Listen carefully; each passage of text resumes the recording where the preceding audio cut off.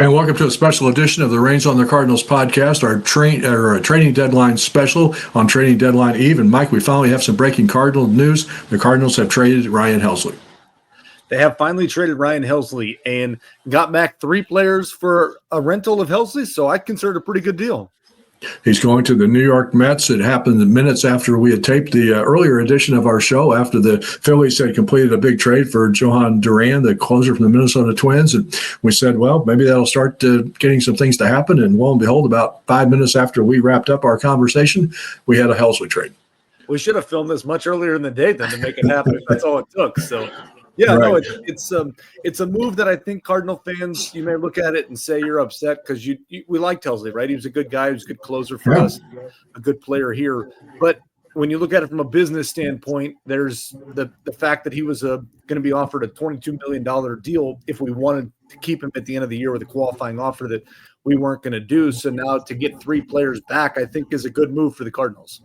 The longest tenured contract, of course, 2-time All-Star, set the Cardinals franchise record for saves a year ago. The National League Reliever of the Year had not pitched as well in 2025 for whatever reason. His usage was kind of questionable sometimes, but I think all in all, it's kind of the move that we expected. And as I say, once the Phillies, we kind of thought the Phillies maybe were a club that had a lot of interest in Helsley. We also mentioned Toronto, knew the Dodgers, perhaps Texas. There was a lot of interest in a lot of different relievers around the league. So once that dominoes started to fall, that's where Helsley goes. He did joke in the clubhouse when he was talking with the media on Wednesday afternoon that he had his suitcases packed. The Cardinals scheduled to leave after the game on Wednesday night against the Marlins to head to San Diego, but now he'll be getting on a different plane and heading to join the Mets.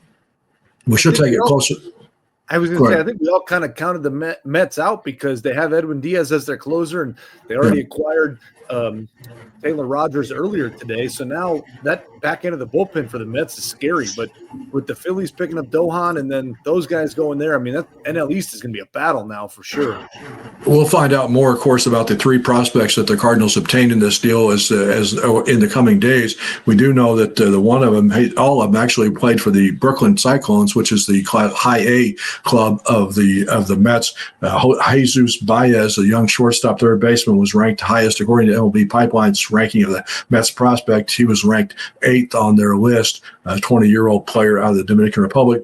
The other 2 were right-handed pitchers, Nate Dom, DOHM, who was the number 14 ranked prospect in the Mets system, according to MLB.com, and he was a 22-year-old player. And then Frank Ellisalt, I hope I'm pronouncing that correctly, 23-year-old right-handed pitcher, also on the same club, was not included in the Mets' top 30 prospects. So where they will all slot into the rankings of the Cardinals prospects to be determined by what other moves the team makes and where they have to trade any prospects involved in other deals between the deadline coming up now, less than 24 hours away, 5 p.m. St. Louis time on Thursday.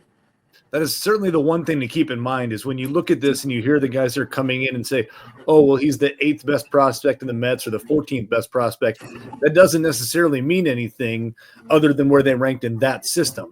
So the Mets prospects may be better. They may be worse than the Cardinals. We don't know. So when MLB and those guys re-rank them, we'll see where they fit in. And maybe one of them slides into the 4th best prospect here. You never know, right? So it's just going to be interesting to kind of see where those guys slot in. But it's also something to keep in mind when you say, hey, we don't really need another shortstop. Well, at this point, you want young prospects that can fill that need all the way through to see kind of who picks where. So you're just at this point, you're really just getting the best available player you can.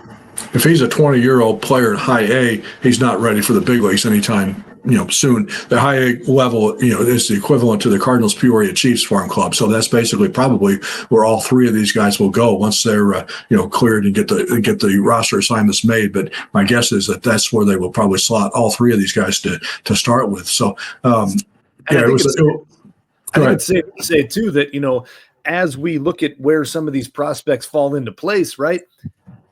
We know at some point we're going to need major league ready pitching here, regardless of how this comes, in the offseason or next year at some point. So some of these prospects could just be filling the need for now to fill a hole on a team and then get moved to somebody else too. So it's hard to kind of completely evaluate the trade right now until we see a little bit more about these guys and learn some more about the prospects.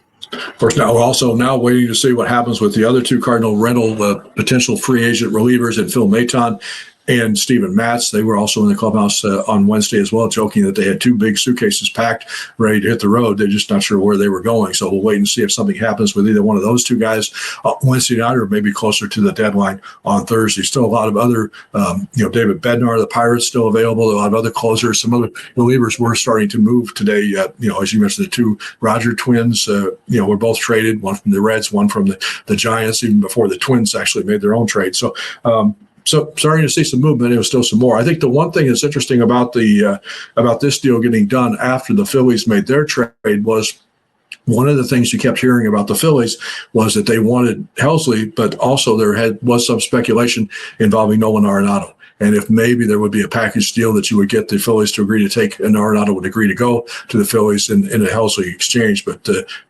I don't know where that stands now with Helsley not involved. It will be interesting to see, right? Because there were reports out of Philly that talked about Bryce Harper and wanting Nolan Arenado to come there and saying that he'd be willing to play more of the outfield if that he could come there. So that'll be an interesting story to watch. And I'm really curious to see kind of how this Phil Maton shakes out now, because he wasn't necessarily the closer on the Cardinals, but people view him as a closer in some spots. And arguably, you could say that Maton and Matz had a better year going than Helsley did. So maybe the return for those 2 is greater than Helsley. And they also, Matz, I guess, makes a little bit more money because he's on the last year of that 4-year contract. Maton makes basically no money in terms of baseball dollars this season. So there would not be a financial consideration in that deal. So the only other club that we have heard any talk at all about Arenado really is the Houston Astros. And it's interesting because that's a club that he rejected a trade to last December when he had the chance to go to it after the Cardinals and Astros agreed to a deal, and he exercised his no trade clause. So I think the Astros got their nose a little bit out of joint after that fact when he didn't think they were going to be a contending ball club because they had traded Kyle Tucker, Ryan Presley away. But the whole Bregman thing was he was leaving the Astros. So I think that for him to come back to them now and say, okay, yeah, you are a good club. You're in first place. I'll agree to come there. I'm not sure that that's going to happen. So Eugenio Suarez is still on the market. So we'll have to wait and see where he goes. One third baseman was traded on Wednesday. Key Brian Hayes goes from the Pirates to the Reds in another interdivisional trade within the NL Central that I don't think really anybody saw coming. So still some moves to be made between now and the deadline on Thursday. There will certainly still be a flurry of activity coming, and it could happen at any time, right? You never know who's going to jump out there and jump in for these guys, right? Because now, arguably, the market for the guys that needed a closer or need some bullpen help is getting smaller. There's less guys available. So does that drive the asking price up for Maton and Matz? Did somebody like the Yankees want to come in and overpay because of what's happening on the NL East side of things? So it'll be interesting to see how it shakes out. Really no significant starting pitchers have been involved yet in deals. No, they have not. And, the one thing that I would throw out there is a lot of movement and a lot of talk of Dylan Cease from the Padres, right? Well, the Padres have said that they want an outfielder back. They want a major league ready outfielder back. Well, the one guy that I would throw out there is I wouldn't be surprised to see some kind of 3-team deal happen where we send Lars Nootbaar to the Padres, Cease goes to the mystery team, and then we get a flurry of prospects back, because Nootbaar is kind of the question mark here of position guys that I think could be on the move too. I do know that there's been some conversations among some of my major league sources about Nootbaar on Wednesday. He is scheduled to begin a rehab assignment as a DH in Springfield as he comes back from that ribcage issue. So he is definitely, I think, a name to watch here as we get closer to the deadline. So maybe as we wrap up this edition of the show, we'll see if we have another trade in about 5 minutes. It's one of those where we hope we do and we hope we don't, right? Because we like these guys and we become friends with them, and that's what's tough about this. But it is a business, and you got to think about what is in the best interest of the Cardinals to make them a better ball club. And I like Helsley. I think he's a great guy.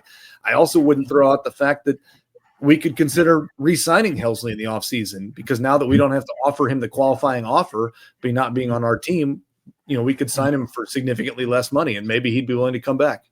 That all becomes a dollars and cents situation with how much he's able to get from other clubs, how many years he wants, how many years the Cardinals will be able to offer him. That, of course, will be one of the decisions that the incoming president of baseball operations, Chaim Bloom, will have to make. So there'll be a new regime in charge as they kind of evaluate where the club is and what their needs are. And we'll kind of have to see who spends the last couple of months as the Cardinal closer here.